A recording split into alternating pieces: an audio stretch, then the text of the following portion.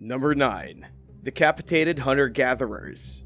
Displaying decapitated heads on wooden stakes was common throughout the Middle Ages, but it could actually be a practice that goes back much further. In fact, the discovery made by archaeologists in Sweden in 2011 is the first evidence of this behavior among Mesolithic hunter-gatherers, who aren't really for dramatic displays like this. Researchers who found the skulls at the bottom of what used to be a lake can't really explain why these ancient Europeans would have done this. Archaeologists have been investigating this Mesolithic site since 2009, pulling up butchered animal bones, tools made from antlers, wooden stakes, and bits of human skull. The ancient Scandinavians who used to live in the area survived by fishing, hunting, and gathering. Of the 10 bodies found, 9 were adults and 1 was an infant. Their remains were placed on the top of a densely packed layer of large stones, and each of the skulls had signs of blunt force trauma. But it was the trauma done to the 2 of the skulls after death that interested researchers the most. 3 of the male skulls had the well-preserved remains of wooden stakes lodged into their noggins, which meant they had been mounted on the stakes long before they were thrown into the lake. Since researchers had never seen this ritual before in Mesolithic humans, they're still trying to figure out why it was done. Historically, hunter-gatherers showed respect for their dead and didn't usually display bodies after death this way. They buried them in the same way many modern cultures do today. Now, it's up to experts to find more evidence of why the heads were mounted on stakes before being laid to rest in the lake. Number 8. Ancient toothy tumor. Did you know tumors can have teeth? That's pretty scary to think about. When archaeologists unearthed a skeleton in a necropolis in Spain, they didn't expect to find a calcified tumor with 4 deformed teeth embedded within it.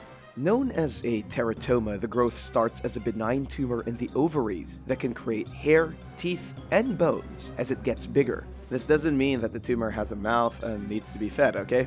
The bizarre discovery was made in the remains of a woman who died 1600 years ago and later found in a necropolis near the Catalonia region of Spain. Buried with her were a number of artifacts, including tiles that had been placed over her body to form a gabled roof in what is known as a tegule grave. Was it for protection or some way of keeping the tumor from spreading to others? Teratomas aren't actually unique. In fact, people today still get them from time to time. But experts say this type of mass had never been found in remains from the ancient world before, and even though researchers believe the woman didn't experience any symptoms, it's possible that the tumor may have been the cause of her death. Measuring about 1.7 inches in diameter at its largest point, the tumor may have caused an infection or pregnancy complications in the unlikely sufferer. The term teratoma in Greek means monster swelling in the ovaries, which is a fitting description for a mass that can grow teeth and hair in the womb. Sadly, the unfortunate illness wasn't the only sad part of the Roman woman's life. Her burial made it clear to researchers that she was quite poor, and her burial was one of the most common types in ancient Rome. It was a common burial for an uncommon ailment, one that has archaeologists still talking about the 1600-year-old Roman corpse. Number 7. Ancient epidemic burial site. West of the Japanese city of Osaka, workers excavating for city redevelopment near the main train station discovered 19th century mass graves containing about 1,500 people. Archaeologists surveyed the site, and after careful examination of the unfortunate victims, evidence suggests that the remains belong to those who died during an epidemic that swept through the region in the 1800s. Shockingly, the bones mostly belonged to young people and children, but these weren't ordinary graves. Instead, the bodies were buried in small round holes, with some of them stacked together in the same circular coffin. Along with the bodies, 350 urns and priceless Buddhist prayer beads, clay dolls, sake cups, and a number of animals like piglets, horses, and cats were found. What was the epidemic? Experts believe it was an outbreak of syphilis. Medical experts would have wanted to contain the outbreak and believed burying those with the same illness would be one way to try to protect the other residents from contracting it. Even though the circular graves were uncommon and would have been a startling sight for workers who uncovered them, the site is just one of 7 other burial grounds that make up the larger Umeda grave that dates back to Japan's late Edo and early Meiji periods. What was once known as farmland outside Osaka Castle Town is now one of the most important historical sites for the people of Japan. Number 6. Embalmed Heart. Beneath an ancient convent, 5 embalmed human hearts were discovered in northwestern France. 400 years after they were buried in heart-shaped urns, the organs were found by archaeologists excavating graves at the convent of the Jacobins in Rennes. The hearts were not the only things discovered at the site, though. Archaeologists also unearthed hundreds of burials dating back to the late 16th and early 17th centuries. The corpse of a widow named Lady of Brefoliac was discovered in a sealed lead coffin. Inside the coffin, the heart of her husband, Knight of Brefoliac, was also found. 4 other heart-shaped urns were discovered in funerary vaults of elite-class families at the convent. Curious experts wanting to learn more about the health of the 400-year-old hearts cleaned the organs and removed the embalming material so they could scan them. 4 of the 5 were in excellent condition, and it's all thanks to the careful process used to preserve them. Even though it might seem like a strange ritual, it was common during that time to be buried with the heart of a husband or wife, with some considering it a romantic aspect to a burial. Have you ever seen a mummified heart? Do you think it's a loving reminder or a macabre memento? Let us know your thoughts in the comments, and if you enjoyed this video, be sure to hit the thumbs up and subscribe buttons if you haven't already. Number 5. Alien Skulls. In 1999, residents of a small Mexican village in Sonora were building an irrigation canal next to a 1,000-year-old cemetery when they unearthed strange, deliberately warped human skulls. Could evidence of an ancient practice in Central America be proof that aliens visited our planet? Maybe. But many of the skulls found at the site were healthy children. It's normal for people to wonder if skeletons such as these are extraterrestrial rather than human. But the practice of deforming skulls of children as they grew was actually quite common in Central America, and these findings suggest the tradition actually spread a lot farther north. Of the 25 skeletal remains found, 13 had deformed skulls. Experts have been aware of skull deformation among the pre-Hispanic populations of Mesoamerica and Western Mexico for centuries, but scientists had never seen this type of deformation practices in Sonora or the American Southwest before. The ancient practice consists of binding the heads of children with cloth to secure wooden boards against their craniums. As the children grow, their heads take on an elongated shape. The remains found in the cemetery showed that each of the 25 children also had dental mutilations, with their teeth ground into odd shapes. Some of the skeletons were also found wearing earrings, nose rings, bracelets, and pendants made from seashells and snails from the Gulf of California. This type of deformation was used by different societies in ritualistic practice or to distinguish between a group or social standing between individuals. But that doesn't make the discovery any less shocking. The ages of the children vary from between 5 months old and 16 years of age, and only one of the skeletons belonged to a female, which is another mystery archaeologists are trying to solve. The strange practice could have also been the reason for their deaths, because none of the children showed any sign of disease. Whatever the reason, whether it was a religious practice or one that was done to differentiate between the rich and the poor, experts will continue their study to find how this bizarre practice shaped pre-Hispanic culture. Number 4. Mummified Lung. In 1959, archaeologists discovered a preserved lung inside a stone sarcophagus near Paris. It was found with a skeleton, a strand of hair, jewelry, and other ancient items, including a priceless gold ring with an inscription to Merovingian Queen Arnegund. As experts set out to examine their discovery, the mystery wasn't who it belonged to, but why it was mummified in the first place. Was it intentional, or did it mummify naturally in the same way bog bodies do in the right environmental conditions? Interestingly, a copper belt found inside the sarcophagus was the key to preserving the lung. After examining the body and scanning lung biopsies under a microscope, experts found that the queen might have taken an oral injection of fluid made with spices and aromatic plants.